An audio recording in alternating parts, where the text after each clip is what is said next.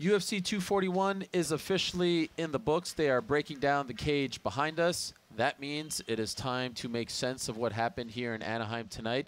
The main card, I think, certainly lived up to the hype. We shall discuss that and where we go from here. Ariel Helwani, Brett Okamoto in Anaheim. To wrap it all up, let's start with the main event. Stipe Miocic is once again the heavyweight champion. He defeats Daniel Cormier in the 4th round via TKO. Phenomenal adjustment going into the 4th. I had him down 3 rounds to none. I thought DC won the first 3 rounds, and then all of a sudden, Stipe comes out in the 4th and starts attacking that body. Did you have the scorecards the same? I think I gave Stipe the 2nd round, but it was by a very slim margin. I think the point is that DC was winning the fight. He was implementing his game plan, especially in that 1st round. I turned to the individual sitting next to me, and I was like, man, DC does not look 40 years old at all. I don't know if Stipe can come back. It was just such a dominant.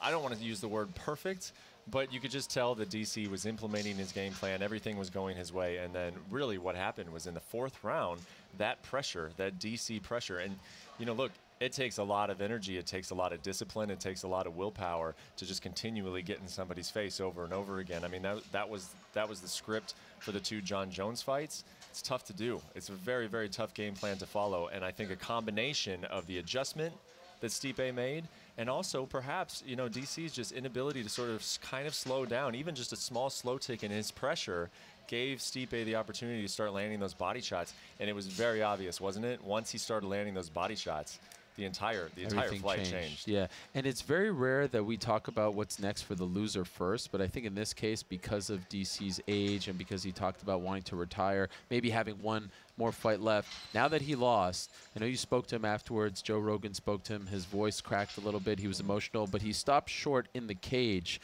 at saying this was his last fight. What did he say to you? Yeah, we were kind of waiting outside of his locker room, along with some others. You know, Max Holloway had come out specifically just to see if this was going to be his last fight. He was waiting to talk to him outside of his locker room. There were some other members of his team. A lot of members of his team were in that locker room. And when I went in there, his kids were right next to him, just as you would expect them to be. At that point, Dana White had already gone in, some of the other UFC executives, and he still just looked heartbroken, man. I mean, it was about an hour after the fight had taken place, and he did what I would expect him to do. He told me that he does not want to base this decision on emotion. I mean, I think he's just too calculated for that. He's too smart for that. He realizes that, you know, right now he's completely down. He doesn't fit. I asked him point blank. I was like, in your heart, do you still want to be a professional athlete? He said, I can't answer that right now. Right now, no. Right now, I don't want to. I'm heartbroken. You know, the night didn't go my way, but I can't tell you that I'm not going to turn around. He is going to go off with his team. He's going to take all of those people that he cares so much about. You know as well as I do, he loves to give those guys credit. He takes their opinion very seriously. He's even going to invite their spouses, he says. I mean, that is the type of team that DC has built around him. It's not just a few guys. It is a lot of guys. It is their families. He looks at it as that this impacts everybody. And I want to get input from everyone before I decide what to do next. What do you think? I think he's done. Yeah. I do. I think he's... Then again, can DC walk away on a loss? I mean, the competitor in him, everything we know about the competitor in him would tell me no. Right. It's tough. I mean, I just saw the guy heartbroken, so that's probably is making me a little biased. But I just don't know what he comes back for now. I mean, is a trilogy fight against Stipe Miocic? I would look at that as the most likely thing, right? I mean, I don't think they're going to go to Jon Jones now. I think they could. I mean, if he really wanted to cut down to 205, and he really you could create this storyline of like, hey, you know, Stipe was a great fight, you know, don't get me wrong, but that was a rematch of a fight. It really, you know, was this fight that I never wanted for. It was kind of just the one that fell in my lap with the Brock Lesnar situation. I could see him, you know, maybe being interested in draw, but I don't know. There's just no good options there. I mean, why? Why? The people that are around him that are closest to him are already telling him enough is enough, right? What do you think? Yeah, you know, I agree with that. I also agree with the sentiment that maybe now that he lost the belt, there's no more hurdle for making that Jon Jones fight, in the sense that him not being heavyweight champion, you can't say, oh, this fight should be at heavyweight, because there's no reason to make it a heavyweight, right? Yeah. So that in his mind might say, okay, now I can just go down and I don't have to hold anything up. And, you know, Jon didn't want to go up. So I don't know, like, his mind works in a way that my mind just doesn't work. Like, just the fact that he's even considering 205 That was the thing, crazy. because that occurred to me before the fight that really, if you look at it, and I know that DC didn't look at it this way, but you could look at it, is that he was going into a no-lose situation, because even if he were to lose to Stipe, you could easily create that storyline of like, hey, I'm not taking anything away from Stipe, but you know what? Maybe my heart wasn't 1,000% in that. I had knocked out the guy a year before. I never really wanted the rematch. I'm going to have an official retirement fight, and it's going to be against the guy that I got to beat in John Jones. You could do that, right? But I don't think he should. I think he should ride off into the sunset now. Okay, so let's say he is done, right? And Stipe is now the heavyweight champion. One fight that I feel like they should pursue and will pursue is John Jones versus Stipe Miocic at heavyweight. And I feel like there's now a lot of pressure on John Jones. There's nothing of interest right now. Right now at 205, there might be something of interest next year. Johnny Walker, maybe Chris Weidman if he wins, Dominic Reyes as well. But right now I feel like there's an opening for him to try to make some history out there. Are you interested in that fight? I agree 1,000%, except I think you're jumping the line just one too quick, because I think that there would be a lot of intrigue in Stipe Miocic versus Francis Ngannou. Now, is Stipe eager to turn around and fight that guy again? I mean, we would have to ask him. You know, I mean, I think he's the heavyweight champ once again. He has a seat at the table. He should be able to say what fight interests me the most. I think probably John Jones would interest him more than taking out Francis Ngannou again. But if you're the UFC, think about it. You could have Stipe fight Francis, regardless of what happens there. Then the winner could fight John Jones. And if it happens to be Francis, nothing against Stipe, but can you imagine? I mean, if Francis goes in there and knocks out Stipe as he has, he is the big scary guy of this sport right now. So as much fun and as much as stock as I put into how good Stipe Miocic is, can you imagine what a fight would do between John Jones and Francis Ngannou if Francis Ngannou is the one holding the belt? As a promotion, I could see them going in that direction. I actually really liked the first fight between Stipe and Francis. I know a lot of people didn't. In fact, I gave the first round my round of the year because I thought it was so intriguing to watch. There was so much anxiety involved in that first round. I get the sense, though, that the brass aren't big fans of Francis and aren't going to give him that title shot because they didn't like how the first fight went. We'll see. A lot has to happen. We'll see how it all plays out. Now, we have to talk about Nathan Diaz. He returns after a 3-year hiatus. He defeats Anthony Pettis via decision. I thought Nate looked great. A little surprised. He seemed to get a little tired, but that fight was being fought at such a high pace. Both guys got tired, so no knock on either of them.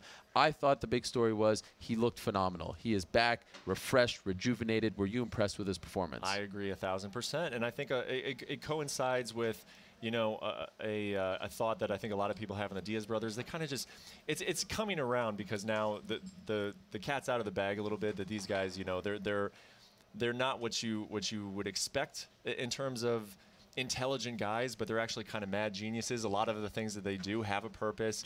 You know, Nate Diaz getting up on that stage and smoking that blunt, it got everybody's attention, you know, and it seems like there's no strategic, you know, strategy around it, but there actually quite is. And so I thought you could see that in the fight as well. I thought Nate's fought very smart. I thought that he eliminated a lot of the things that Anthony Pettis could have done to him. I just thought it was a very smart game plan. I thought that he had tailored his body well for this 170-pound run. If this is where he's going to stay, which I believe it is, he doesn't want to cut down to 155 anymore. I think he looks great at welterweight. I think there are some really smart fights for him, including George Masvidal. So I think overall, it was an A+ night for Nate Diaz. I think the whole team is going home happy. Yes, absolutely. You can see the smiles on their faces afterwards. So he did, in fact, call out Masvidal. He said, you know, I know he's a gangster, but he's no West Coast gangster. This place erupted. Masvidal looked like a kid who was told that he's about to get a Christmas present. Like, there was no animosity there. He's like, oh, yes, please. This is great. Much more interesting than Leon Edwards. Do you like that fight next for Nate Diaz? 1,000%. Yes. And I asked Dana White about it.